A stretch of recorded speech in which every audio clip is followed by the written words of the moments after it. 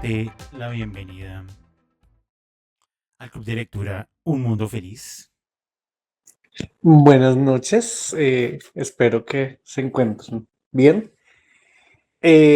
Pues bueno, digamos que leer esta novela ha sido algo extraño porque pues yo soy, digamos, muy fan de las distopías, de todo lo que implica, o sea, como que esos temas así que también rozan la ciencia ficción.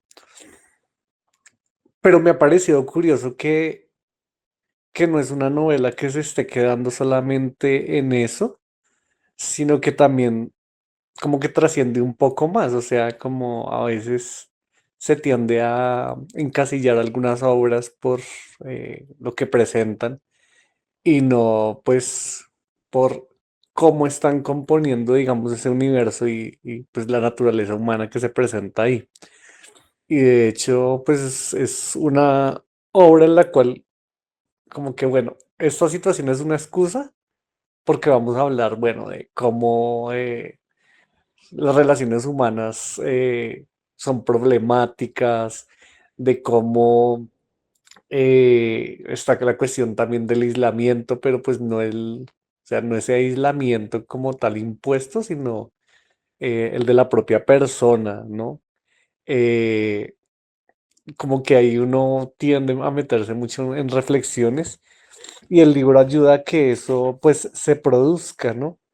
La problemática de lo que es pues la relación con la madre, que es algo muy latente, ¿no? Ya en la azotea, digamos, se veía la relación con el padre, ¿no? Como que también es una novela un poquito, esa sí es una novela un poquito turbia, ¿no? Y, y aquí pues digamos que ese choque de este personaje que aparece, que se le da extensamente como Delpha, se le da bastante ahí amplitud con lo del dibujo, con todo eso uno decía, bueno, a veces como que hay personas que son más cercanas y no necesariamente son de la familia, ¿no? Y viceversa, ¿no? Entonces, como que sí, o sea, el libro tiene este tópico así un poquito distópico y no se queda ahí, o sea, trasciende y ha sido pues bastante interesante, ¿no? Y además la escritura, o sea, como esa textura poética que a veces se siente en la descripción hasta sí, de las cosas más, no sé si decir horripilantes o que no son nada poéticas en un sentido así muy convencional, ¿no? Pero pues lo logra y me ha enganchado bastante esta novela. Vale, muchísimas gracias, Hans. Y sí, aquí en el Club de Lectura, en otros ciclos y en otros años, a veces hemos discutido un poco acerca de la ciencia ficción dentro de una obra. ¿Funciona como medio, funciona como fin, es el centro, o realmente es una excusa? Y creo que, digamos que dentro de la ya extensa revisión que hemos hecho de obras, de novelas y de cuentos, cada autor y cada autora va otorgándole, digamos, una función particular a ese elemento, llamémoslo elemento, que es la ciencia ficción. En este caso, pues digamos, ya hace 8 días hablamos como, bueno, sí, esta novela perfectamente se puede enmarcar dentro del género, pero se empieza a sentir que no es el centro. No es el centro, es realmente como eh, el contexto, es como, digámoslo, casi que la excusa, como decía Hans, para también poderse adentrar en otras temáticas de, de esas relaciones interpersonales entre estos personajes, pero además hay un elemento social bastante directo que es eh, cómo este viento y esta niebla básicamente termina cambiando la configuración gubernamental de este lugar y, y al cambiarse entonces pues finalmente parece que se crea como es un ministerio de salud alterno y bueno, una cosa ahí medio, también medio policíaca, rara, distópica también. Entonces creo que, digamos, aquí la novela nos ha mostrado que lo está utilizando como un entorno, pero que la autora sí efectivamente quiere como también empezar a hablar como de de esas particularidades en especial pues lo de las relaciones entre estos personajes que hasta ahora nos han presentado. Alison, te escuchamos. Bueno, a mí me llama la atención esa protagonista que se nos muestra como a veces un poco insensible, ¿no? Porque, y ya se nos venía mostrando desde el principio cuando nos decía como que no sentía nada por Mauro, ya acá nos habla como de ese desapego que siente hacia la madre, porque incluso ni siquiera se acuerda de cosas que vivió con la madre durante la infancia, y también la historia que hay con el perro, ¿no? Que incluso ella decía como que le llamó a la atención de la idea de enterrar un perro vivo. Entonces, y la misma situación con Max, ¿no? O sea, como que Max está por allá en el hospital y ella no se acuerda de él, o sea, como que no hay un trasfondo frente a eso, e incluso en algún momento dice como que ella tenía la idea de abandonar todo, incluso dejar de lado a Max, o sea, como que no se muestra esa parte como que haya un apego o que haya como algo de sentimiento de parte de ella. Pero sí hay un momento en el que ella dice como que la mamá quería que ella abandonara todo e incluso sus sueños. Entonces como que queda ahí esa idea de cuál es el sueño que ella quiere buscar. Entonces sí me llama como la atención saber qué es lo que va a pasar con ese personaje. Muchas gracias, Alison.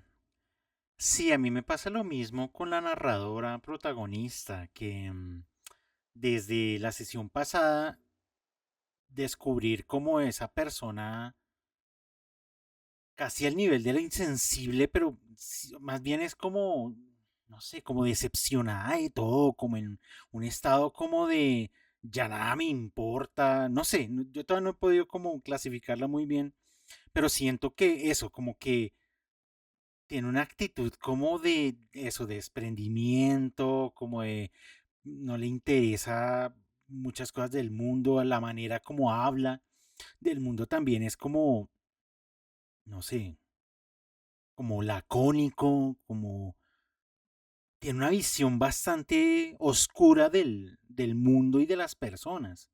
Y que efectivamente, como señalaba Alison, parece ser que tiene un sueño, pero no sabemos todavía cuál. Pues creo que, digamos, el inmediato es eh, esa idea de irse, pero de nuevo, también está como sí, pues ya tengo la plata, pero, o sea, ¿qué hacer con mi vida? Y esas rutinas que tienen en el cuidado de Mauro, que además ella se ve toda como mecánica, pues en la manera en cómo lo cuida. Yo no sé si eso será cuidado, pero eh, pues como lo tiene al lado, básicamente. Aunque al fin, bueno, luego en algún momento cuando se ponen ahí contemplativos, como que aparece un pequeño atisbo como de, llamémoslo, humanidad, pero bueno, no dura mucho además. Nayarit, te escuchamos. Siento que en esta segunda tanda estamos penetrando de una forma más íntima en la relación de la narradora todavía sin nombre con Mauro. Y entonces Mauro me genera más preguntas cada vez. ¿Cuántos años tiene realmente? Esa es una. Su forma ya está cada vez más consolidada en el relato, sus problemas, la forma como ella llega a él, ¿sí? Cómo se encuentran, la dinámica es como pasar, ella lo cuida durante un mes y luego se lo llevan sus padres y vuelve, o sea, no, es básicamente invirtiendo el rol donde ella sería la madre durante un mes y las vacaciones son con los padres biológicos, un poco así. Me gusta que la relación de ella con él se produzca alrededor del dinero, sí, porque eso rompe de alguna manera ese lazo como de maternar la situación. Aquí no hay eso. No es un hijo para ella, no reemplaza ninguna necesidad que tenga emocional, simplemente quiere dinero y encuentra una forma a través de este niño, pues que hubiera sido cualquiera, porque ella se presentó a una empresa y pues llegó él.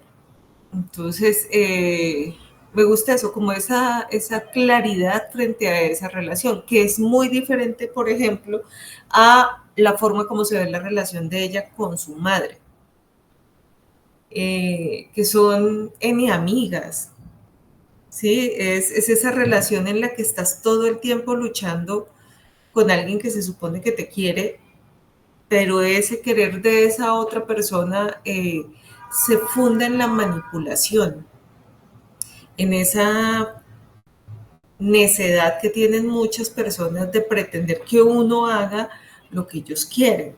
Entonces, a partir de eso, además, la madre quiere también intervenir en la vida íntima de ella con su pareja, sin saber incluso que actualmente Max está enfermo, y eso también me pareció curioso, porque no darle esa noticia a la madre, tal vez porque sería un poco satisfactoria. Ella misma hace ese análisis, ¿no? Que muy seguramente va a decir que se lo merecía.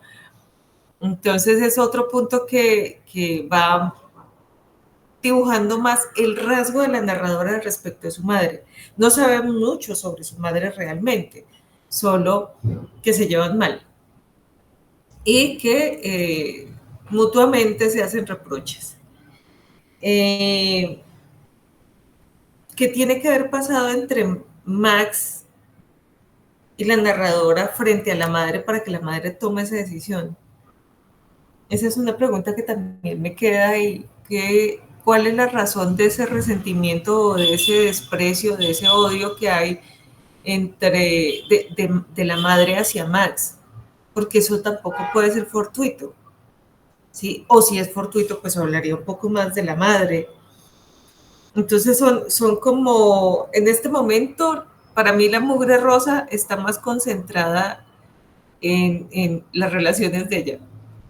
Cada una es como una basurita. Sí, su relación con su madre es una basurita, la que tiene con Max es otra compleja, la que tiene con Mauro es otra. Delfa me parece un personaje curioso porque está como alimentado por la nostalgia, porque aparentemente Delfa, que fue la mujer que la crió o que la cuidó mientras era niña, ya no está.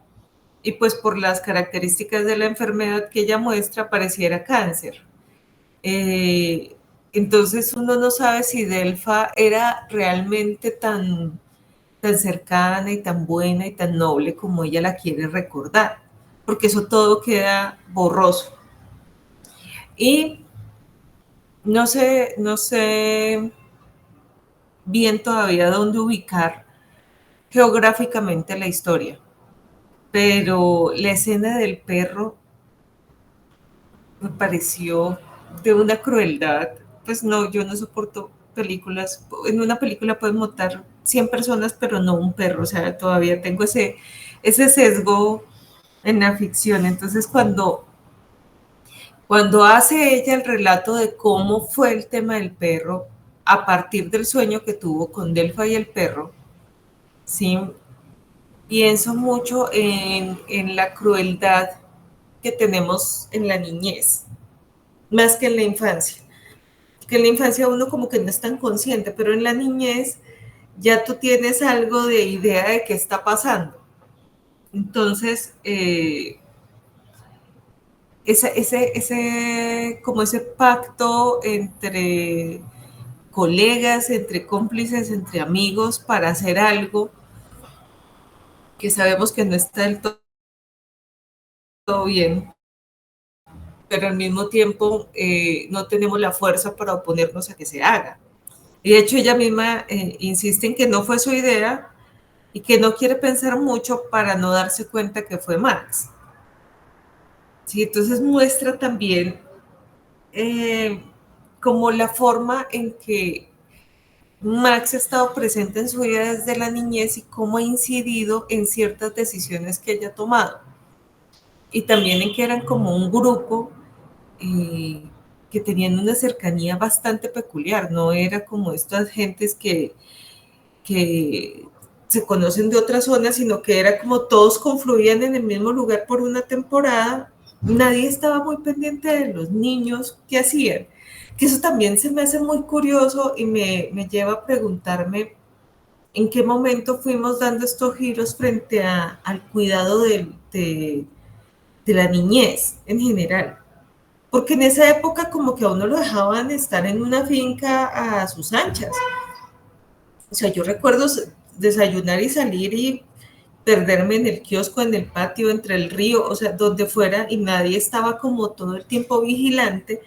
Y ahora es al contrario, ahora pues prácticamente no te dejan salir. He visto en los centros comerciales esto de que salen con el niño agarrado con una correa como si fuera pues un perrito. Pues además es totalmente comprensible porque un niño puede desaparecer en cuestión de segundos. Entonces es como también pensar en qué momento estamos narrando y cómo hemos cambiado como en poco tiempo. Mientras la niñez de ella transcurrió en esa especie de libertad, el momento actual en el que ella está narrando es muy diferente porque todo el cuidado que se le da a Mauro es súper restrictivo. ¿Sí? Es restrictivo frente a lo que come, frente a dónde está, frente a cómo se viste, o sea, es una dinámica diferente y más en ese aparente encierro en el que están.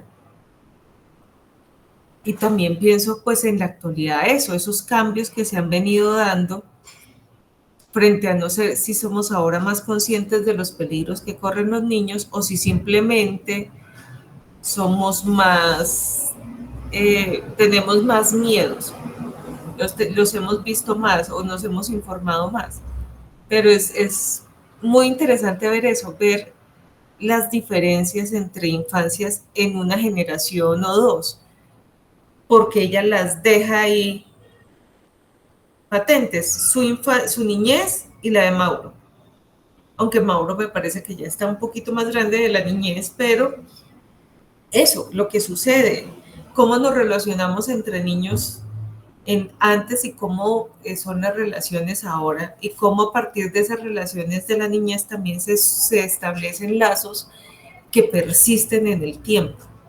El lazo que ella crea con Delfa, el lazo que ella crea con Max, eh, y es como eso, un repaso de relaciones. Aquí es un repaso de relaciones y una exposición y una definición de quién es Mauro o cómo se relaciona ella con Mauro. Más que quién es él, es cómo es su relación con él. Cuáles son sus dinámicas, cuáles son sus diálogos, cuáles son sus necesidades, que son muy curiosas, porque él no es un niño cualquiera. Y de hecho que ella todo el tiempo esté pensando en síndrome y en cómo el síndrome define un poco a Mauro y al mismo tiempo ella no quiere que lo defina, muestra también como un intento de reivindicar al que es diferente. Y eso también me parece llamativo. Aquí sobre la mugre rosa, no, sobre la mugre en general no hablamos tanto. Sí, la tocamos ahí por laditos, pero no estamos tan concentrados en esa historia, sino en la vida de la narradora. Muchas gracias, Nayarit. Sí, como veníamos comentando, la función de la ciencia ficción dentro de la obra, ¿no? Que viene siendo acá todavía eso, como más el escenario, y a veces sí se menciona y se recuerda, y de hecho por ahí nos hablaron de los buñuelos de algas, y yo cuando vi eso yo dije, ay por Dios, o sea, no, esta gente ya estaba muy mal desde hace mucho rato, pues uniéndolo a los embutidos de hace 8 días. Entonces yo decía, sí, bueno, ya digamos que esos elementos ambientales modificados por las razones que sea, digamos que ya han afectado al mundo en el que nos encontramos.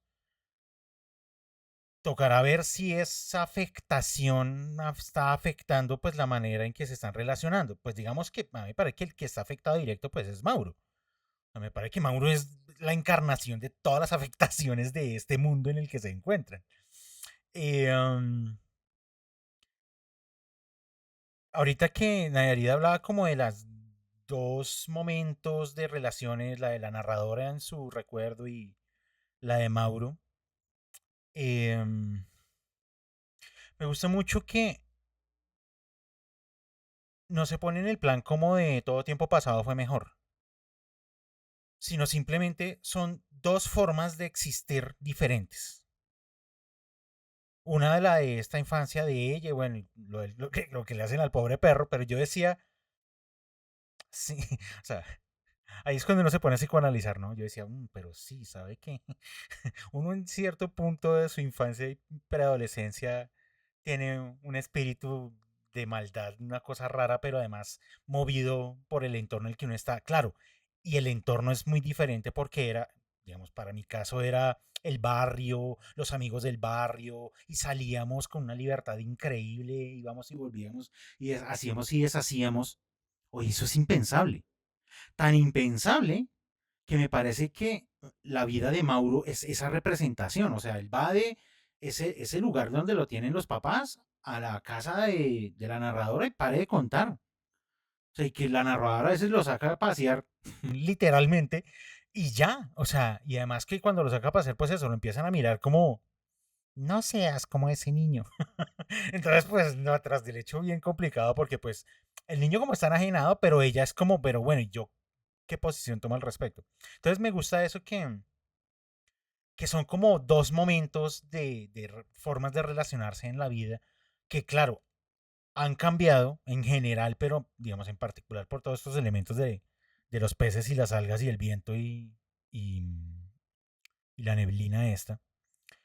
Que entonces, digamos, mis primeras hipótesis empiezan como a apuntar a eso, como entonces a mí me parece que la novela podría empezar como a sugerir que efectivamente este escenario distópico de este viento y de esta neblina, pues puede estar generando los cambios o las diferencias en las personas.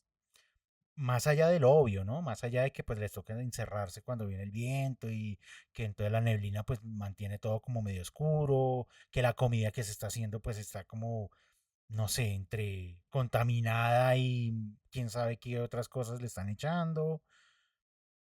Creo que podría tocar a ver si más adelante en la novela eso me lleva a algún lugar. Si efectivamente la afectación pues se vuelve un poco más directa con todos los personajes, en particular con la narradora, porque es que la narradora me parece que, insisto, su manera de ver la vida es como, como mujer, usted no ríe, o sea, usted está seca por dentro, o sea, usted, güey madre, todo le parece mal, todo le parece terrible, entonces yo decía como, claro, mi pregunta es esa, ¿por qué? ¿Por qué tú tienes una mirada del mundo de así? Claro, y supongo que eso irá un poco unido con la relación con Max, que más todavía está ahí medio oculta, medio oscura, no es claro qué fue lo que pasó en la separación antes de la enfermedad, que porque es que la odia la mamá. Bueno, eso esperaremos en algún momento eh, la novela nos saque algunas de esas dudas. María C, te escuchamos.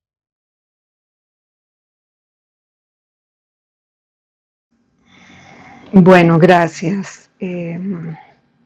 Bueno, yo hoy vi las cosas de otro modo porque resulta que ese Mauro que nos intriga y de alguna manera nos mortifica tanto, a mí me parece que siempre está pegado a ella, ¿sí? O sea, que lo que, lo que está sucediendo, lo que se está sintiendo, no es un Mauro que está por fuera, sino que está por dentro de ella. y cada una de las expresiones de ella hacia lo que tiene que hacer con Mauro, para mí ese Mauro es algo así como la ansiedad, como algo que hay que aquietar, disciplinar, bueno, alguna cosa así. Entonces saqué como los apartes que tienen que ver con Mauro y dice que Mauro está o le pagan para que Mauro le enseñe repetitivamente, ¿sí? Que aprenda unas rutinas, que sepa todo lo que es no, a no quejarse, mantenerlo amarrado, inventarle canciones. Es un hambre constante que impide otro pensamiento. Sí, es algo que devora, que no puede parar. Para mantenerlo alejado de los médicos, las inyecciones, los sedantes, la fuerza bruta. Eh, pero además se mantiene en movimiento y tiene que mantenerlo en movimiento hasta que él y ella se agoten. Entonces ahí cuando leí eso fue como que dije, sí, es que todo lo que hace con Mauro están pegados los dos. Entonces cuando están como tranquilos, se van a la ventana y miran lo que pasa por la ventana, o cuando van a la puerta y miran lo que pasa con el hombre que los de sanidad se van a llevar, pero que es algo absurdo que se vea con un niño y que el aparente diálogo que hay ahí, pues es absurdo que fuera con un niño, lo mismo que cuando miran por la ventana o cuando él se da cuenta de que los pájaros ya no están, ¿sí? Entonces, bueno, a mí todo eso me dejó pensando mucho. Mauro se supone que se comió el algodón con el que la habían curado, ¿cierto? Y entonces ahí ella empieza a hablar de la diferencia entre lo que es el susto y el miedo. Entonces, no me da, solamente me da susto que eso haya pasado, porque eso puede pasar, pero lo que sí me da miedo es, o sea, con el miedo tengo es que hay que cuidarlo, hay que protegerlo de él mismo, que no se haga daño. Con él se establece responsabilidad, obligaciones, límites, tenerlo a salvo. Eh,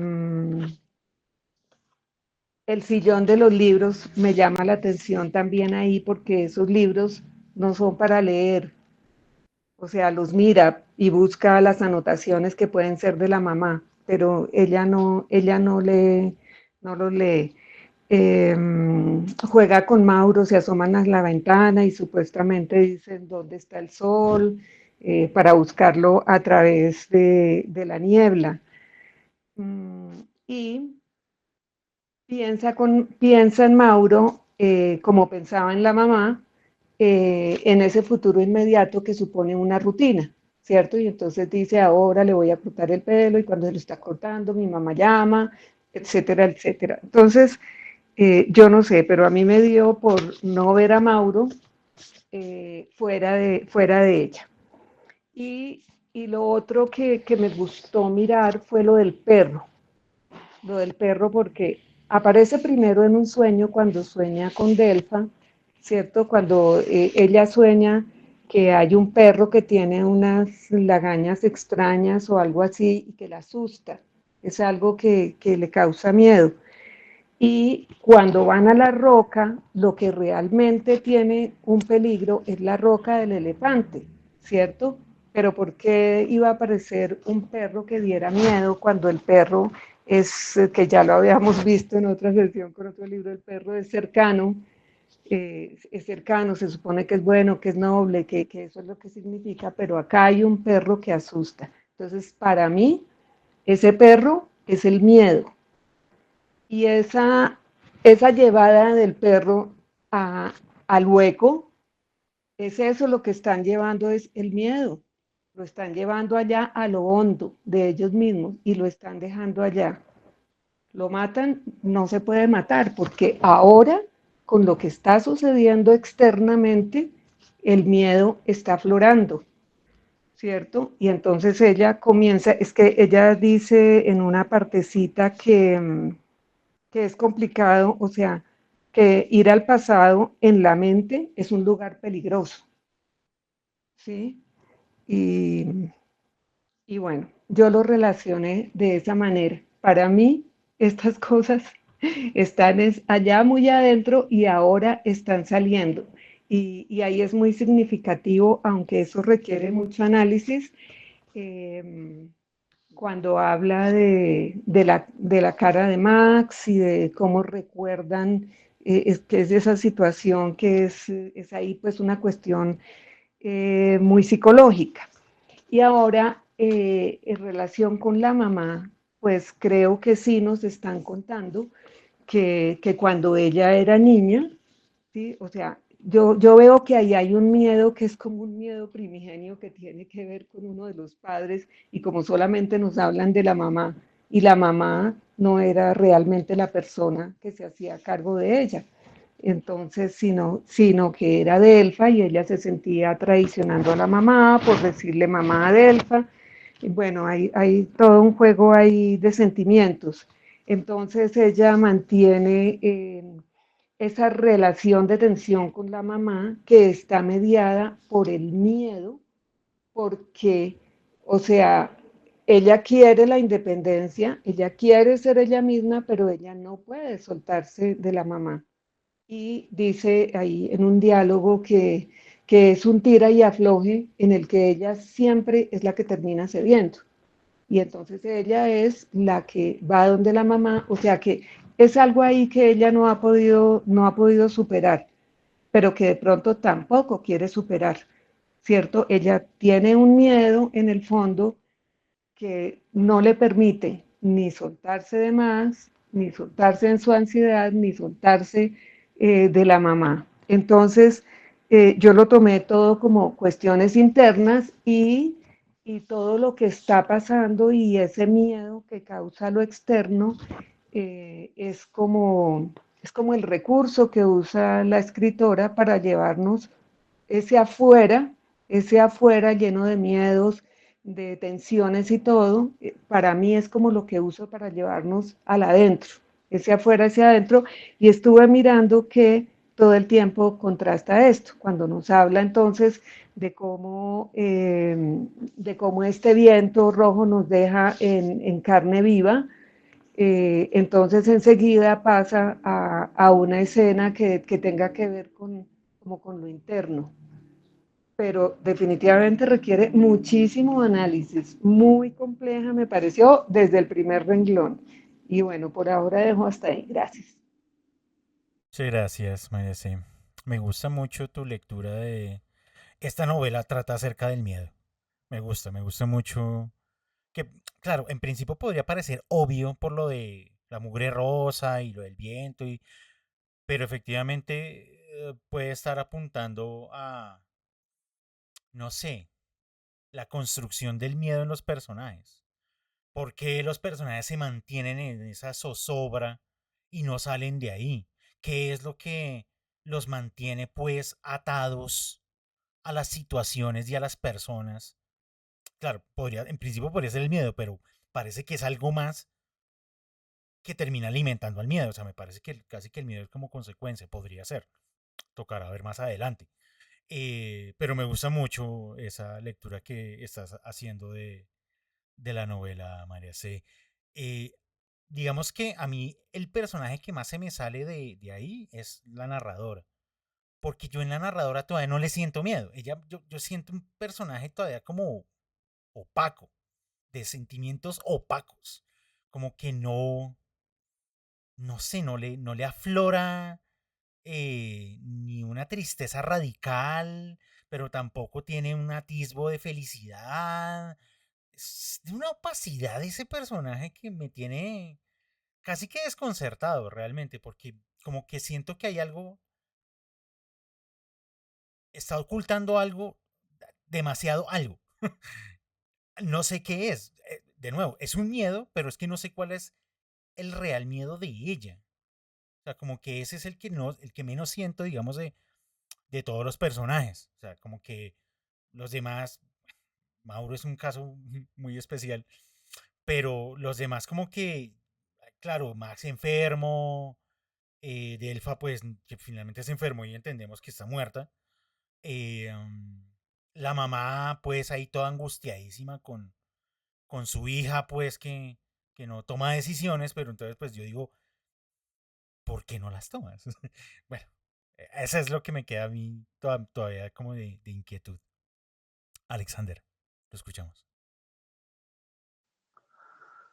Hola, buenas noches. Mira, Diego, que cuando acabas de decirlo de por qué la protagonista es así, todo este cuento, ahora que lo pienso con Delfa, me parece que ese desasosiego de ella tiene que ver un poco con eso, como con la muerte de Delfa, porque es que yo siento que ella representaba mucho para la protagonista, ¿no? Era un poco su mundo y tejía, en parte como que formaba mucho su sensibilidad, ¿sí? Porque ella, por ejemplo, le decía a ella que lo de la casita en el árbol, ¿no? Que ella soñaba con tener una casita en el árbol con ella donde ella no trabajara. Entonces me parece que llegar a una lectura así con una persona, tiene que haber un vínculo muy especial para que ella llegue, digamos, a esas lecturas de la vida tan profundas, ¿no? Como que deja de trabajar. Mi mamá no me importa si sigue trabajando, pero tú deja de trabajar y quédate conmigo en la casa del árbol. Entonces me parece que no, yo sé que me va a meter en una polémica aquí cuando diga esto. Y es que estamos viendo, por ejemplo, que, digamos, la frialdad de la protagonista, como que en nuestras lecturas nos llama mucho la atención, pero Max es una persona aún más fría. Pero ¿qué pasa ahí? Como es un personaje masculino, entonces, y esto es una de las cosas que me está pareciendo más interesante en esta novela, en estos capítulos, y es como profundizar en la psicología de los personajes, o no sé si en la psicología, pero sí digamos en su comportamiento, ¿no? Externo. Y es que, por ejemplo, la escena del pellizco de Max. Entonces está la protagonista con Max, el tipo dice que él no puede llorar, que le toca pellizcarse para poder llorar. Y este tipo va y le da un beso y se caga de la risa y literalmente llora de la risa por la cara que hizo ella. Entonces el tipo es o sea, es de una personalidad, pero arrolladoramente insensible. Pero como es un hombre, se lo permitimos, ¿sí? Como es un hombre, no estamos diciendo acá, uy, mire ese Max como es de frío y de insensible. Entonces me parece que en parte lo monstruoso también tiene que ver de la mujer, en este caso, de la protagonista, tiene que ver un poco con eso, como con como con el maternar, más que la maternidad, es el maternar, porque aquí estamos hablando de una maternidad que no es biológica, ¿sí? Entonces la maternidad no biológica de Delfa con ella, la maternidad no biológica de la protagonista con Mauro, ¿sí? El maternar, perdón, más que la maternidad. Entonces hablamos de un maternar que no es el que esperamos de una mujer. Y eso es lo que pasa ahí, que nosotros decimos, ah, pero es que ella está por plata con el chico, pero de todas maneras ella es de una responsabilidad casi que infranqueable, porque a veces ella dice, bueno, y me tocó dejar que comiera la lechuga ahí de la caneca, iba y le diría, porque en ese momento habla como en futuro, le diría que no coma la lechuga, pero como está en un momento de crisis, ella como que lo deja, pero uno dice, bueno, pues igual no pasa nada que se coma una lechuga, pero entonces ella sí tiene un grado de responsabilidad grande, que eso es un valor importante en el maternar, es un valor importante. Pero entonces decimos, ay, es que ella no es tierna, entonces empezamos a asociar como unos valores de la maternidad que no están asociados a ella porque no es biológico. Ese maternar no es biológico y es un poco, lo voy a denominar así, es un poco monstruoso. Y es monstruoso porque ella está con él de una manera desnaturalizada. No es su hijo, no estamos hablando de biología, sino que estamos hablando de un hecho más económico y por necesidad. Pero fíjate que muchas maternidades se han construido de esa manera, por ejemplo, en las familias africanas, en las diásporas, cuando viajaban a América, las familias eran prácticamente separadas, las mujeres eran las que viajaban y a veces ni siquiera las madres biológicas viajaban con sus hijos, sino que era cualquier mujer. Entonces a ella les tocaba maternar porque no tenían otra alternativa, era supervivencia. Y ahí reconfiguraban un poco la manera de maternar, las formas de componer una familia que no era tradicional.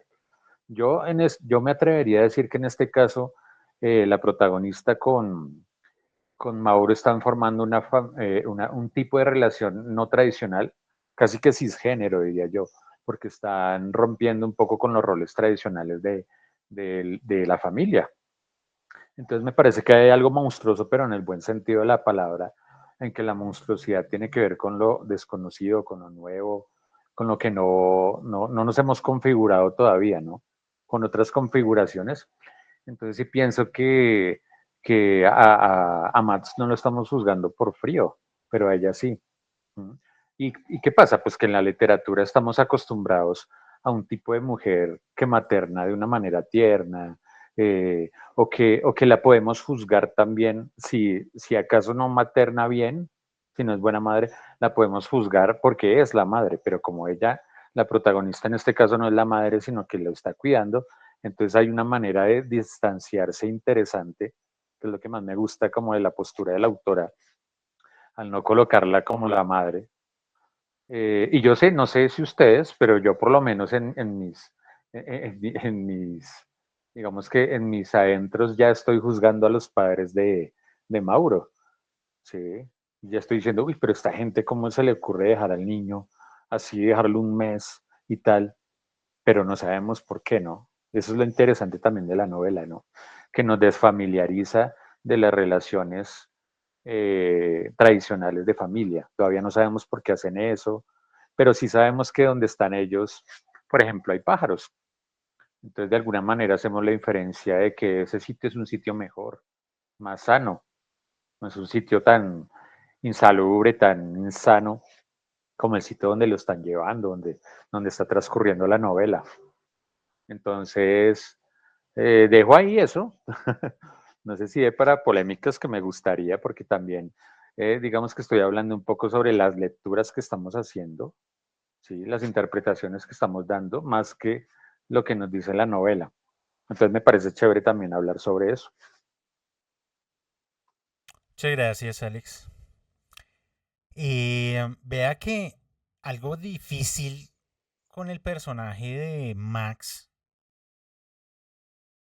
así como sucede con Mauro, Max aparece siempre en relación a la protagonista, a la narradora. O sea, no aparece como él solo, sino no, siempre hay algo de los dos y la narradora casi siempre lo pone o lo vincula con el plural, ¿no? Entonces, estaba buscando un apartado que dice lo siguiente: Max y yo no hacíamos más que hablar. Era nuestra manera de suplantar el contacto del cuerpo. De niña y adolescente nunca conocí el deseo. Si pensaba en mi cuerpo era como una moneda de cambio, que me parece curioso. Sabía más por intuición que por experiencia que había ciertas cosas que yo podía conseguir con él. No me resultaba desagradable, pero tampoco digno de ser venerado. Por eso cuando Max comenzó a alejarse, absorbido por su búsqueda de sí mismo, yo me acomodé fácilmente a la situación. Que yo decía, pero yo como que, ¿qué tipo de relación llevaban? O sea, es que me parece lo más extraña de estamos juntos y yo le consigo cosas de usted porque lo hago con usted, pero entonces cuando usted dijo, ah, no, pero entonces quiero buscarme a mí mismo, yo dije, pues me vale. Y luego al final de ese mismo párrafo termina diciendo, bueno, lo de la lengua y él dice, él decía tener una lengua estéreo, mientras que la mía era mono. Con el tiempo, lo mismo que antes nos parecía encantador del otro, se convirtió en el proyectil que nos arrojábamos. O sea, que igual esa relación se fue al carajo. O sea, se terminó convirtiendo en agresión. ¿De qué orden? No sé, parece ser que verbal. Pero se degradó muchísimo. Ahora, claro, ellos se conocen desde niños, adolescentes, o sea, llevan un montón de años conociéndose y interactuando, que claro, como todavía nos faltan, digamos, piezas para entender mejor esa relación, todavía no entendemos eso. ¿Qué fue lo que pasó a ciencia cierta? ¿Por qué se degradó tanto? ¿Por qué Alman le da por esa búsqueda de sí mismo? Tan así como de, no, pues sabes que ahora yo me quiero conocer y es como, ¿qué estás haciendo, señor? O sea, ¿a qué juegas? Entonces, cuesta efectivamente mucho como verlo como esa persona fría que parece que es. Claro, es como de humor negro, además, el tipo. O sea, como siempre a la burla y siempre pero como solo lo vemos a través del filtro de ella, de los ojos de ella, entonces es más difícil entender por qué más Max es como es. Entonces, claro, lo que a mí ya personalmente más se me ha dificultado esta novela es precisamente que esté narrada en primera persona. Porque entiendo que pues yo estoy viendo a todos los personajes es a través de los ojos de ella. O sea, no alcanzo a tener como una distancia donde puedo empezar a ver como mejor, más definidos a los personajes, sino pues todo me toca a partir de lo que la narradora me deja ver de cada uno de ellos. Entonces, quizás podría suceder que yo no alcanzo a ver eh, a ese Max frío y seco porque ella no me deja. Porque ella de todas maneras hay algo que está viendo en él, por lo menos en la enfermedad, o sea, es decir, no lo ha abandonado. O sea, ahí lo sigue visitando. No se nota muy animada, pero lo sigue visitando.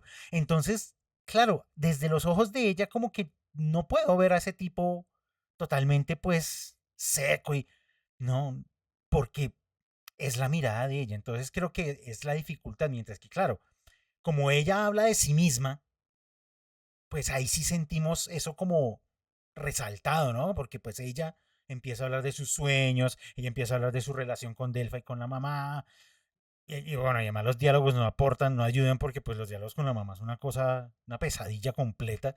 O sea, es como que se tiran dos ladrillos y ya no, sabe que váyase. Es como, ¡fua! Mientras que ha tenido muy pocos diálogos con Max. Como que de nuevo, esa relación todavía no nos la ha acabado de construir la novela hasta este punto. Tendremos que esperar si más adelante pues ya nos empieza a dejar ver como las grietas de esa relación. Marcela, te escuchamos. Em, ¿Me escucha? Sí. Fuerte y claro. Bueno, complementando lo que tú decías, que ese párrafo que leíste ahorita de lo de que hablaban mucho con Max y todo eso, yo quisiera agregar que ella también, después se menciona que con Mauro no podía hablar mucho y eso alteraba la ecuación. Bueno, quería complementar por ese lado ese pedacito. Esta segunda parte me ha generado más dudas. Y bueno, y hemos hablado mucho en esta noche de que la narradora nos muestra como o hemos visto que el libro nos ha mostrado más las relaciones, se han mencionado las relaciones independientes, pero para mí, sí, claro, pero para mí lo veo desde el punto de vista de que mm, eh, ¿qué es lo que pasa más bien la relación con la narradora y, o sea, ella misma? ¿Cuál es su relación con ella misma? Y a raíz de lo que le haya pasado, porque me imagino que fue algo que pasó, entonces eso algo que le pasó, esa es mi duda, pues eso ha venido mostrándose como esa relación con las otras personas, o sea, a partir de sí misma, cómo se está relacionando con la gente. Y bueno, entonces quería mencionar eso. Eh, la relación, lo que ya se ha mencionado esta noche, la relación con su mamá, con Delfa, porque aparentemente la señora era, pues, la mamá, pues lo que demuestra era una señora que trabajaba y así lo entendí, ¿no? Y pues Delfa era la que la cuidaba, o sea, no era una mamá de pronto mala, entre comillas, porque se preocupaba por ella, porque pues de otra pues iba a trabajar y la dejaba, pero ahí dice que era la cuidadora o Delfa. Y claro, y a raíz, ¿y por qué odia tanto a la mamá? ¿Qué pasó? Entonces esas son como que me han generado mis dudas. Lo mismo lo que ya había mencionado. ¿Qué fue lo que pasó con la relación con Max?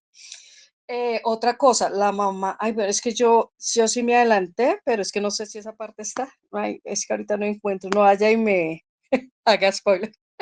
Bueno, pero, ay, bueno, voy a decir algo, pero pues no sé si está en esto. Que en alguna parte la mamá dice que que como que ella hace como una crítica a la mamá que para las demás, ella siempre era como diciendo que es que eso es lo que merece, que es que eso es lo que esto, pero a ella, que Max no era lo que ella merecía, o sea, que ella me merecía otra cosa. ¿Qué?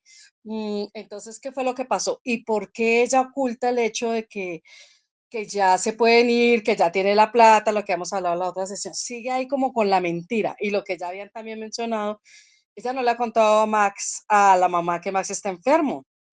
Entonces, ¿qué la detiene? O sea, esa clase de relación que tienes, como digo yo, si es por Max, si es por Mauro, pero es una relación tóxica. O sea, hemos dicho que ella es como fría, pero cuando vemos eso, entonces, ¿qué le impide? Porque ella va, así sea, ella va y saca el tiempo y va y visita a Max. Entonces, ¿qué fue lo que le hizo más? ¿Por qué terminó esa relación? ¿Por qué? Porque cuando dice que ya tiene la plata, que hemos dicho ya, que ella tiene ya la plata para irse. Y también veo que en el libro también asumo que la epidemia o lo que esté pasando, sí, la epidemia, está pasando es en la costa, ¿no? En el puerto, es algo así, y no en el interior. Pero cuando habla con la mamá siempre es como la idea que se van a ir es al Brasil, al Brasil. Entonces, ¿qué le impide? Porque ella tiene la plata, entonces a veces decimos que es fría, pero hay un apartado, espera, a ver si lo consigo acá, que ya lo había también mencionado María C., que habla del miedo y también hace una reflexión ahí sobre el amor, que dice que no, acá. Dice, yo siempre había confundido el miedo con el amor. Mauro era mi responsabilidad. Bueno, porque ella no sabe, decía, ese terreno inestable, esa zona de derrumbe. Mauro era mi responsabilidad y de a poco se fue convirtiendo también en mi obligación. Pero entonces, ¿por qué no lo abandona? Entonces a mí me surgieron muchas dudas y bueno, y entonces yo digo, ella qué quiere, ella qué es lo que busca de la vida, así como que me puse a reflexionar, porque si ya tiene el dinero, ella quiere enfermarse, ella quiere también contagiarse, ¿por qué no se va? ¿Por qué no abandona? ¿Y por qué le dice mentiras a la mamá? Entonces, ¿qué fue lo que le hizo a la mamá para que esa relación esté tan mal? Porque sí, claro, obviamente es una relación ahí y lo menciona, que timbre el teléfono y que ya le ha dicho repetidas ocasiones que no llame, que porque Mauro está ahí, la mamá lo hace como de apuesta también, como, no sé, es una relación rara, como tóxica, sí, digo yo.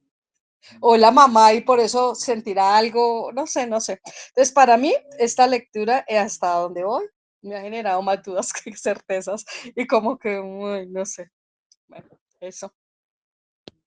Muchas gracias, Marcela. Nunca mejor dicho. Es una relación tóxica e intoxicada. Por dentro y por fuera. Eh, que esa puede ser una buena hipótesis, ¿no? Las relaciones tóxicas en un mundo tóxico. toca ver.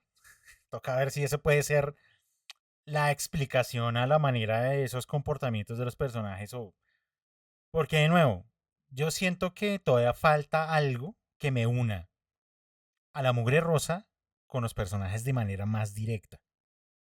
En términos de su actitud, en ese desprendimiento, en esa frialdad, en todo ese tipo de cosas. En relación al entorno, me parece que todavía falta una pieza por ahí que debe estar refundida que no sé cuál podrá ser porque ya nos hablaron de las algas, ya nos hablaron de los peces, ya nos hablaron de los buñuelos de algas, ya nos hablaron del viento de la neblina esta. Entonces, está bien, me parece que está bien armado el contexto, el espacio, pero me parece que algo falta todavía. Toca ver si estoy loco o no estoy loco. Alison, te escuchamos. Bueno, ya que tú hablabas de esa pregunta, pues a mí me inquieta un poco la cuestión del mugre rosa, ¿no? Porque en la primera parte que habíamos leído la semana pasada, para mí había quedado claro que el mugre rosa era el alimento este que se producía en la fábrica, ¿no? Pero cuando más adelante empiezo a leer sobre la fábrica, que era como, o sea, era odiada por la gente porque ellos detestaban lo que ahí se producía, pero era la que les proveía, ¿no? Como su sustento económico. Y más adelante empieza a hablar sobre la madre, ¿no? Entonces ahí hay una analogía sobre la fábrica y sobre la madre, que también tiene una relación muy mala con, pues, con la protagonista, ¿no? En que a pesar, pues bueno, que también es proveedora y que también como que está ahí y se preocupa por ella porque pues es la madre, ¿no? Y de hecho, la protagonista dice como que ella la tuvo y era una bola de mugre rosa que que como que se había engendrado, entonces, o sea, a mí me pone a pensar hasta qué punto el mugre rosa es esa carne que ellos producen o somos nosotros o es la protagonista, porque es importante también ver la personalidad de la protagonista, que al igual que esa carne de mugre rosa, es un personaje sin matices, ¿no? Entonces pienso que no es fortuita pues el título y no es fortuito que nos presenten esa fábrica y no es fortuito que estemos hablando durante todo este tiempo de esa relación entre la madre y la hija. Gracias, Alison. Sí, totalmente de acuerdo contigo. Eh, no ha de ser ni puede ser gratuita esas relaciones que ya se empiezan a establecer del amor de rosa como algo interno y algo externo.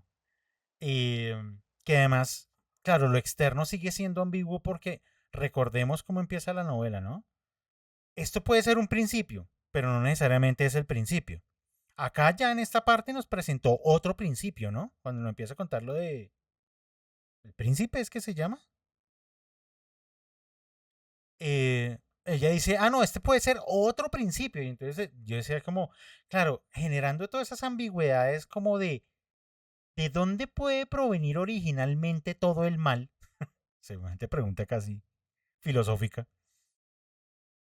Pues claro, qué difícil establecer en dónde empezaron las cosas. O sea, fueron los peces, fueron las algas, era la comida, era la fábrica, era qué. O sea, ¿podemos establecer realmente en dónde se daña todo? Ni idea. O sea, la respuesta es ni idea. Desde el punto de vista de la narradora es ambiguo porque puede ser aquí, puede ser acá. Que si lo trasladamos al interior de los personajes, pues seguramente empieza a pasar lo mismo. ¿Fue el momento en el que encerraron a ese perro? ¿Donde todo se rompió? ¿Fue en el momento en el que ella dejó de hablar con Max, digamos en buenos términos, y se empezaron a tirar ladrillazos? ¿Fue la muerte de Delfa?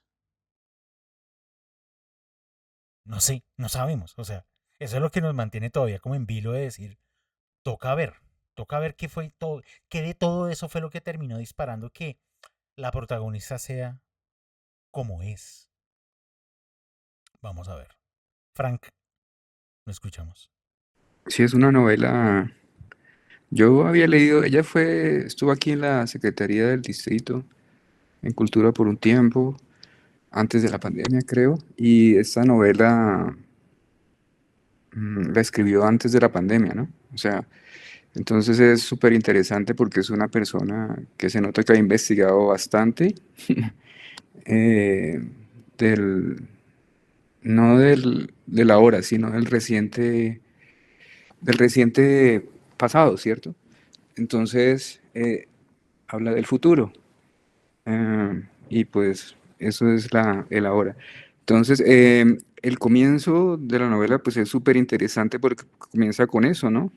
Con esa imagen de cangrejos, ¿no? El símbolo del cáncer saliendo de la niebla y la desaparición del alimento fresco, del pez, y la desaparición también de la pesca, ¿no? Del alimento y del trabajo, eh, pues uno de los trabajos más liberales, ¿no?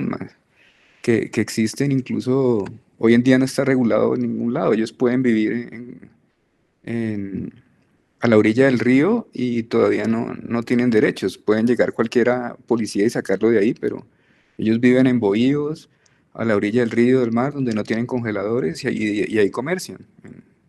Entonces es una vida muy ancestral, ¿cierto? Entonces ese origen de esa maldición, ¿cierto? No el origen de la creación, sino el origen de un mundo que parte de una maldición es muy, muy llamativo, muy, muy bien logrado con imágenes. Con imágenes, o sea, no es una narradora de estas aburridas de descripciones o estilo japonés, sino, bueno, también hay Watanabe, bueno, también hay, digamos, de estos japoneses modernos, ¿no? Más bien contemporáneos, sino que tiene imágenes que son la narración. Entonces, esa imagen de los cangrejos, de los peces, y la maldición que también la madre le lanza al matrimonio, que en últimas es una bendición, o sea, porque entonces, entonces esa maldición que le lanza la madre a ese comienzo de esa vida con otro, es en últimas una bendición, ¿cierto? Y que venga de la madre, digamos, del origen, pues ella lo sigue envolviendo dentro de otra imagen, ¿no? Como la de la mugre, ¿cierto? Que acaban de hablar. Es decir, ahí hay que, digamos, hablar de los filósofos París y, bueno, o recordemos el síndrome de inmunodeficiencia adquirida, el SIDA, ¿no? La crisis que se vivió en los 80, 90, y cómo lo que es sucio, es pobre, es inmoral. Y resulta que lo sucio es parte de la vida. Lo malo es, como ella también lo describe en esas primeras páginas, es la basura y el sonido, el ruido a ratones. Es decir, es dejar la basura, ¿cierto?, abandonada en una bolsa afuera de la casa.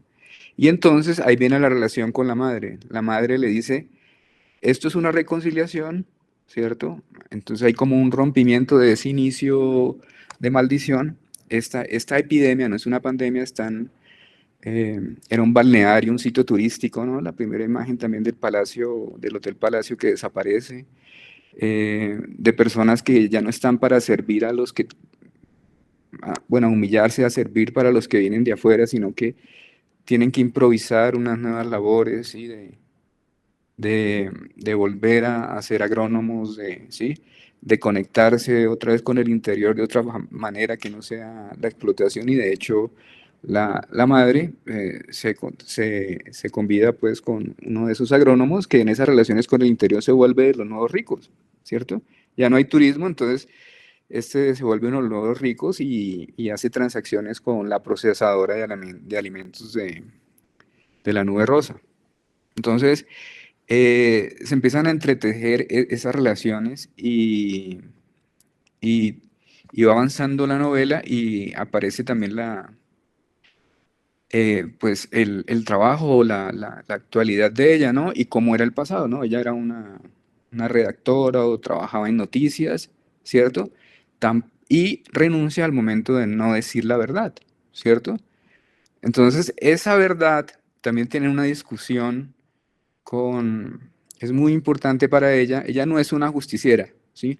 No le interesa, pero al estilo, mm, eh, sí, al estilo Camus, sí, es decir, no le interesa la justicia, pero sí alguna verdad, ¿no? Eh, y también se desarrolla la relación con el ex, que es una personalidad, es una persona que conoce desde niño, ¿cierto? Con la que dialoga desde niños, que se sienten pues atraídos desde niños, ¿sí? Que se tocan desde niños, que se prueban desde niños.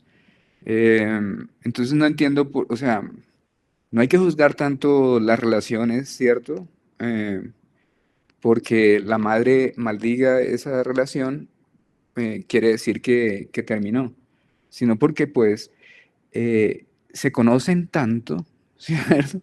Se conocen tanto que lo que pasó en estos matrimonios, en esta pandemia que vivió la humanidad, seguramente les pasó, ¿cierto?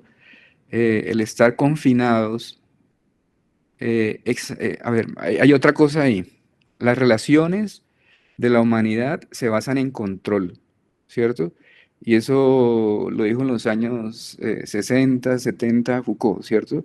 Y el control ya no viene de una esclavitud, ni de la fuerza, ni del Estado, sino de unos privilegios del sistema jurídico médico-legal, ¿cierto? Entonces, ella profundiza en ese sistema médico-legal con el nuevo sistema, ¿cierto? Que es el de los medios.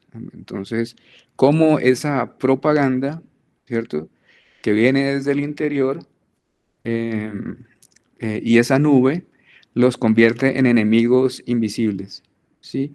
Y ellos mismos, por eso también el juego con la niebla blanca, o sea, ni siquiera cuando se va la nube rosa pueden ver el enemigo porque llega la niebla blanca, ¿cierto? Comienza a funcionar esa hijo de madre fábrica que trabaja medio tiempo. Entonces, cuando no trabaja o cuando trabaja, entonces no es que sea un descanso, no, es que corrió un poquito el viento y quedaron ahí sí, como mencionaban en la charla anterior, eh, como este español, bueno, como el de la caverna, ciegos, ¿cierto? Y que cuando sean visibles, como en este caso, cuando sean visibles, encuentren su humanidad. Porque ella ha intentado, pero no, sigue siendo invisible. Es decir, la mamá la trata con sentimiento de culpa porque toda la vida ella quiso estar rumbeando y después cuando quiso estar con ella, pues obviamente ya la niña no la recibía. Es como si a usted a un niño todos los días le da de comer salchicha, pues cuando le vaya a dar verduras a los 15 años las vomita, ¿cierto? Entonces, sí, y también es muy bueno como esta clase alta vive en jardines limpios y piensa que está trabajando por hacer jardines limpios y que el que no vive en un jardín limpio y en una casa que no se le cuela el viento, pues es una persona sucia, pobre, ignorante, ¿cierto? Que tiene que llevarse el sistema de salud y para eso está todo pago. Entonces, y aquí lo vimos, aquí en el norte no faltó la comida en la pandemia, ni, pero en el sur eso hubo de todo. Hubo motines, disturbios, tuvo que hasta los camiones de comida y se tuvo que ir repartiendo de casa en casa, ¿cierto? Y aquí la gente con sus jardines limpios, ¿sí? Su vida, sus bancos con las vitrinas. Entonces, sí hay mucho, mucho que rescatar de esta novela porque es una escritora que se nota que investiga bastante los temas filosóficos, históricos, eh, y trata de ponernos, eh, yo no sé, o sea, al principio me causó, mm, pero ya después empecé a leer aquí, o sea, recordé a Gibson, ¿cierto? Recordé todas estas historias que mencionaban ahorita de ciencia ficción, recordé cómo esas historias de ciencia ficción precisamente reivindicaban el maltrato contra las personas LGTBI por el virus del SIDA, ¿cierto? Y cómo se los consideraba sucios, inmorales, ¿cierto? Cuando desde previo a la época victoriana ya era claro que la clase de arte es la más promiscua, o sea, no, no, ¿cierto? Y inclusive ellos en muchas de esa literatura, además de la de Casanova, eso queda claro, queda demostrado, es parte de la aventura, disfrutar ese deseo, disfrutar ese cuerpo, ¿cierto? Eh, em, em, Volverlo un dios, ¿cierto? Al estilo Walt Whitman, y por eso muchos viajaron hasta allá, ¿cierto? Y eso invisibilizó la esclavitud, invisibilizó los otros cuerpos. Listo. Muchas gracias. Muchas gracias, Frank. Ayelen, te escuchamos. Hola, ¿se escucha bien? Perfecto. Bueno, hermoso todas las opiniones. Y también le vi a esta novela, le estoy viendo como una beta bastante filosófica. Sí me gusta porque un poco lo que dicen todos ustedes. Y la veo como que en realidad no le tiene miedo la autora a meterse en las miserias humanas que tenemos todos nosotros y sin vergüenza. Ella lo hace naturalmente y por ahí eso que uno se espanta cuando lee y te queda ese dejo de pensar, puta, pero o sea, está dentro mío también. No es, es, ficción, pero no es ficción. Eh, Me gusta mucho esa profundidad que ella tiene para hacerte meter como en tu propio psiquismo y porque uno se pregunta las cosas porque le hacen ruido y le hacen ruido por algo, ¿no? Em, Así que bueno, disfrutando eso y enganchada con todas estas experiencias que ella tiene en lo vincular, que es como que me invitan a pensar que todas las relaciones son espejos y que nunca lo que sucede en una relación, ya sea madre-hija, vecino, pareja, amigos, trabajo, en las relaciones, eh, aunque escribamos una novela, estamos metiendo nuestras interpretaciones, serán con un poco más, menos de fantasía, pero de cómo nos atraviesan las otredades y cómo nuestras otredades van también haciendo surcos en las demás vidas. Eh, entonces es como, en ese sentido la siento como profunda, como buceando, te invita a bucear adentro tuyo, eh, cuál es el elástico tuyo, cuáles son esas tensiones tuyas, hasta dónde vas y si volvés, cuando lo hiciste, cuando no lo hiciste, hacernos cargo un poco de que en realidad no existe ni Disneylandia ni Pensilvania, es como que somos todo eso junto. Y según el momento de la vida y calculo yo, nunca escribí una novela, pero calculo que según el momento de la vida, el periodo y cómo te pegó alguna etapa, vos cuando escribís, mezclas la fantasía con eso que solamente vos sabés que es cierto. Pero en definitiva me está dejando ese saborcito rico de indagar en mí misma, mis miserias y reírme también, porque está bueno también reírse de que somos humanos y que sea fantasía, sea una ensalada con realidad, somos lo que vamos construyendo y es maravilloso que sea así y es maravilloso que ninguno sea un iluminado y que nos estemos replanteando, en este caso como la autora, los dramas vinculares todo el tiempo, porque si no, bueno, el que no cambia se estanca y a la vez, como dice, no sé si fue Heráclito que decía que nunca un río es el mismo, nunca un beso es el mismo, nunca una mirada es la misma, pasó un minuto y cambiamos, ya somos otros. Entonces la novela es como que la siento como muy filosófica, como que invita a la pregunta todo el tiempo de uno mismo, capaz que es un viaje personal, pero por lo que escuché en ustedes también, es como que la están viviendo así. Nada más. Muchas gracias, Aileen. Y yo creo efectivamente que toda escritura es una escritura personal. Es una mirada, es poner la mirada individual sobre algo que yo quiero mencionar, enunciar, resaltar. Es evidente que en esta novela y con el caso de Fernanda Trías, claro, ella está abordando un tema que, como decíamos hace 8 días, es decir, llevamos más de 10 años hablando de estas temáticas. Tal vez un poco más, tal vez por ahí 15 años. eh, Películas, Contagio, bueno, eh, no de gratis aparecían los zombies por ahí, un montón de películas y series.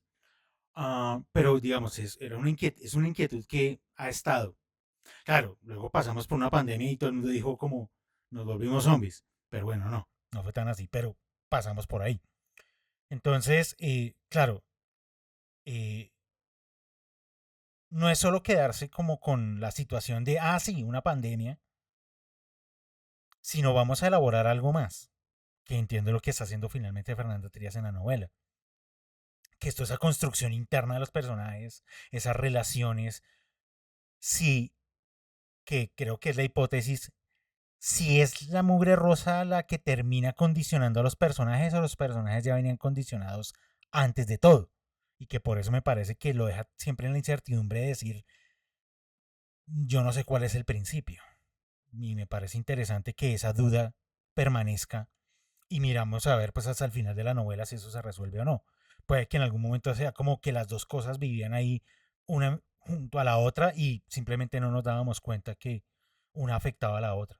Es una posible hipótesis. Y me parece que eso es muy interesante en esos términos en que construye unas relaciones muy particulares, pero en algún punto pues terminamos referenciando a elementos de nuestra vida. Yo recordando mi infancia, la, cómo vivimos cada uno la pandemia en su momento, me parece que eso es muy valioso de una obra cuando efectivamente lo interpela a uno de esa manera y como que uno se pone como a pensar en uno mismo y uno diciendo como, oiga, así, yo soy esto, me pasó así, ¿cómo me pasó a mí? Eso es muy interesante. María C., te escuchamos.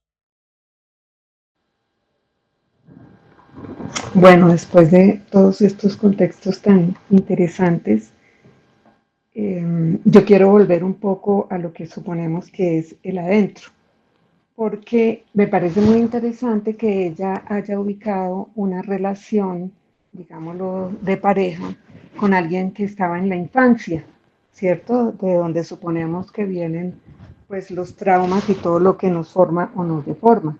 Y resulta que ella de pronto dice, lo del perro ocurrió el mismo verano del beso, ¿sí? Entonces, pues eso ahí es muy significativo. Enseguida, más adelante dice, él nunca me hablaba de cosas tristes y eso me intrigaba, porque la tristeza estaba en él como el aire estaba en el aire.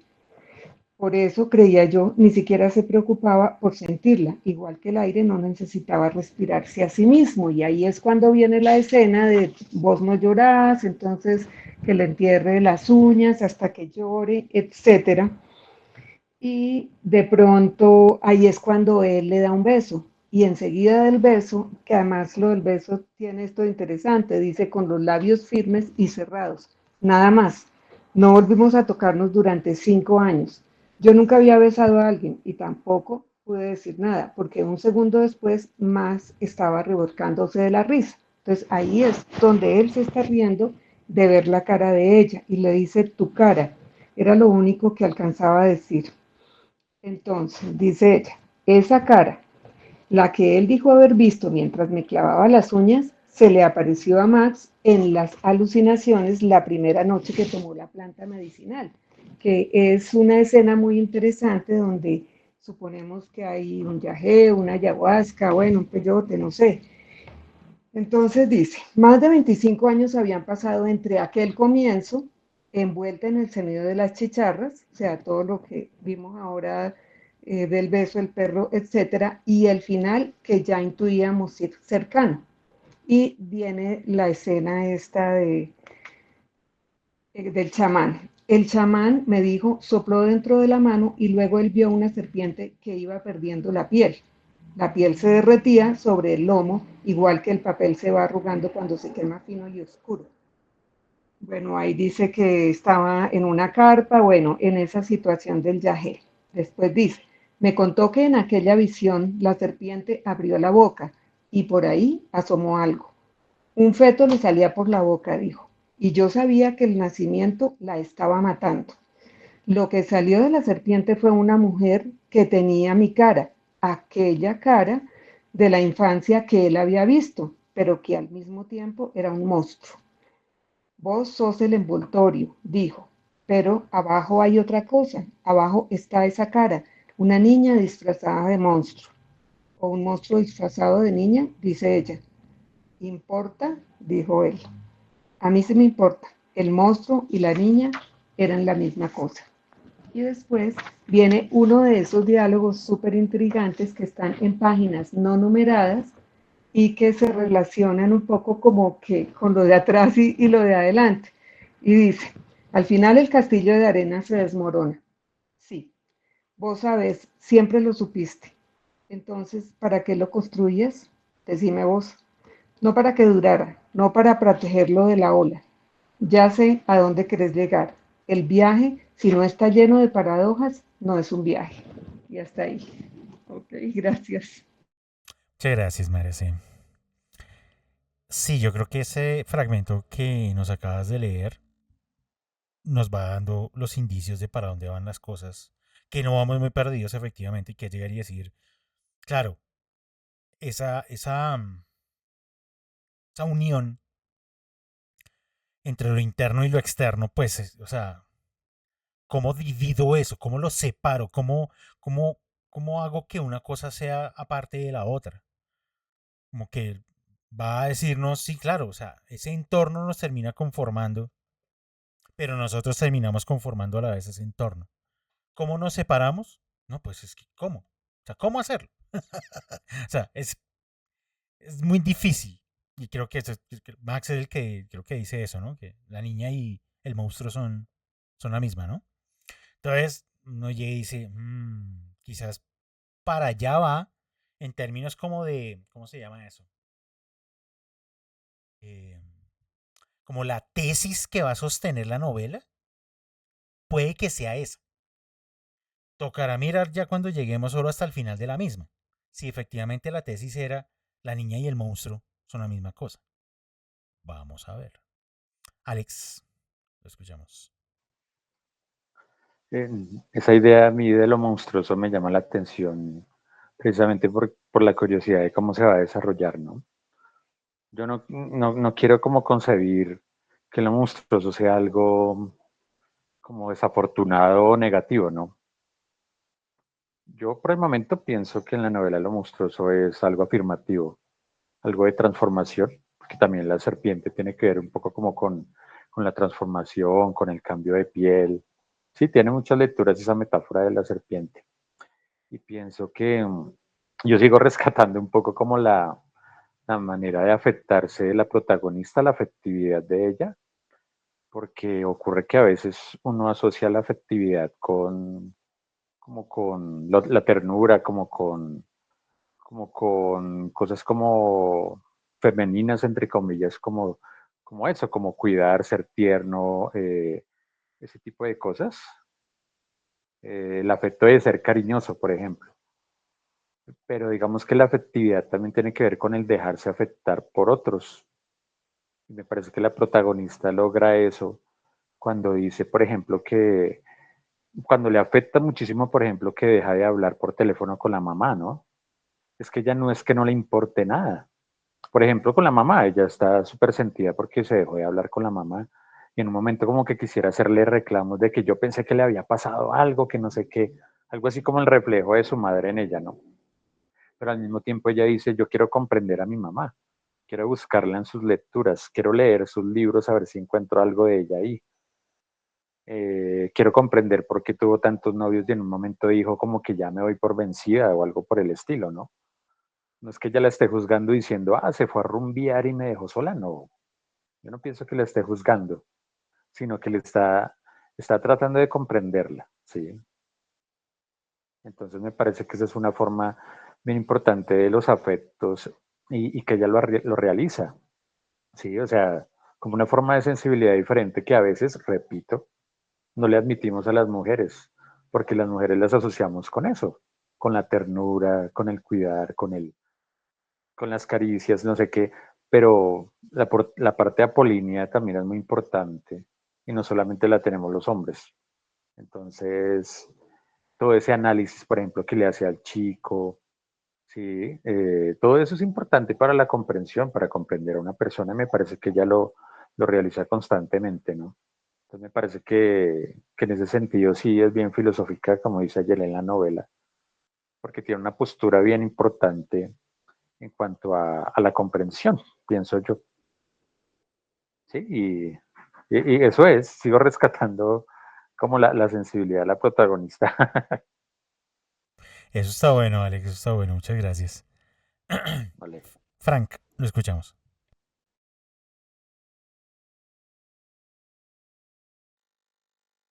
Sí, quería mencionar también, porque aquí han hablado de los perros, pero no hablan de todos los animales que meten en las máquinas y mutilan en esas fábricas. Eh, y precisamente esa metaforización de lo que volvemos mecánico, lo deshumanizamos. Por eso nos parece absurdo que, por ejemplo, en el Asia coman perros, ¿cierto? Y que los metan a esas máquinas. Cuando aquí los mexicas y los mismos, aquí los chipchas, nosotros siempre comimos roedores, ¿cierto? Que criábamos como mascotas, todavía.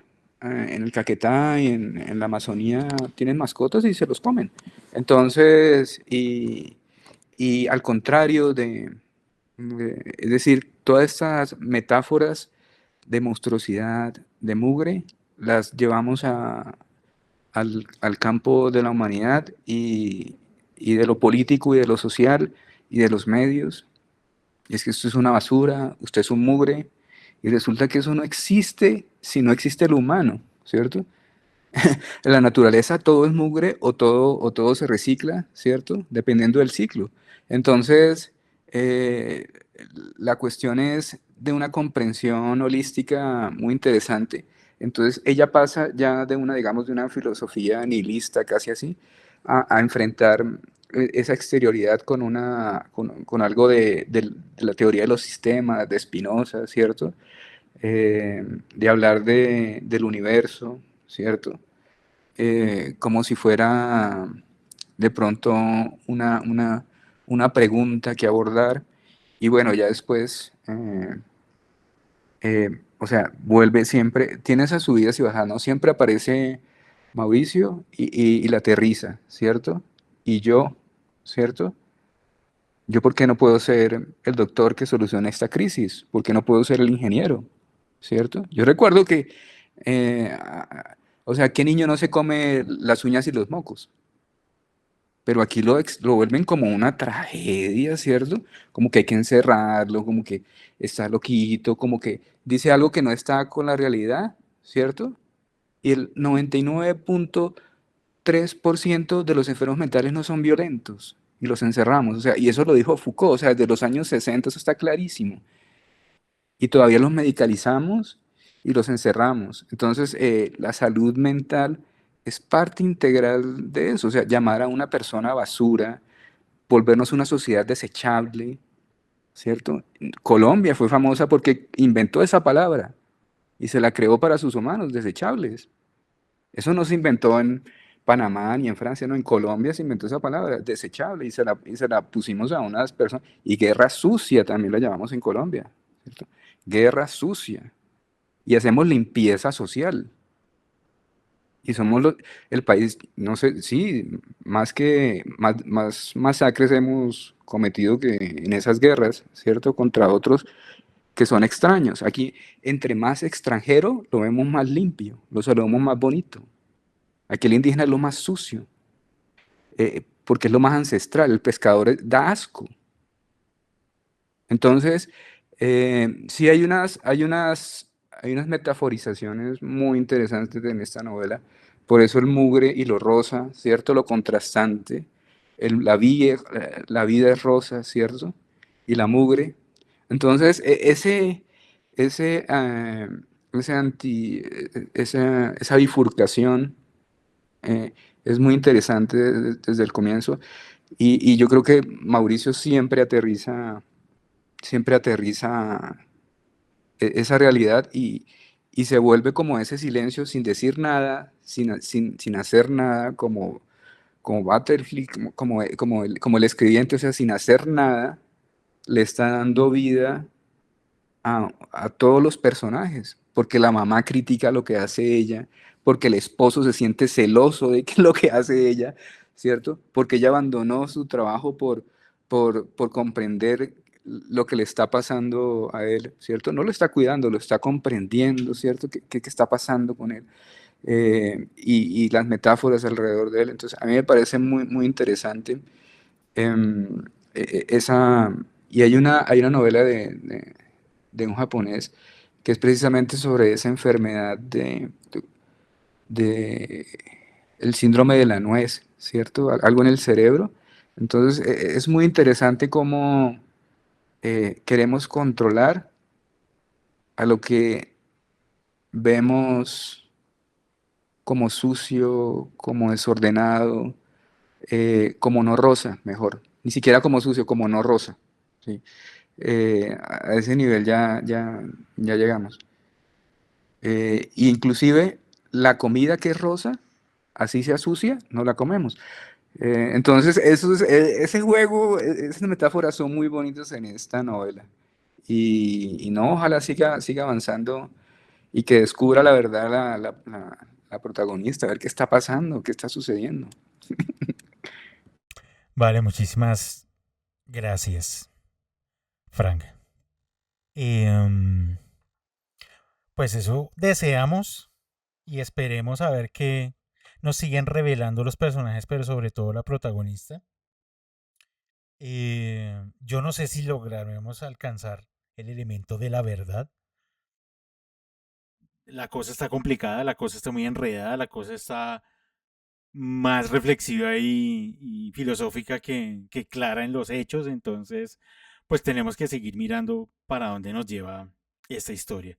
Ya efectivamente estamos cerca a la mitad de la novela, pero no hay afanes, tenemos todavía 3 encuentros más para seguir discutiendo y debatiendo cómo nos va llevando esta historia. Entonces, afán no hay, eso no hay ningún problema. Damas y caballeros, entonces, como siempre, agradecerles su asistencia y participación a este espacio. Dentro de 8 días, la tercera parte de esta novela, para mirar a ver a dónde nos siguen llevando los personajes y las circunstancias. A ver si logramos entender un poco más a la protagonista, que me parece que todavía hay motivaciones que todavía no le entendemos. Vamos a ver si de aquí dentro de 8 días algo más nos revela, o en general, pues, qué más nos quiere contar esa narradora tan particular. Pásenla bueno, descansen, duerman, sigan leyendo. Nos vemos en 8 días a la misma hora por el mismo canal. Chao, chao. Gracias. Chao. Chao. Adiós.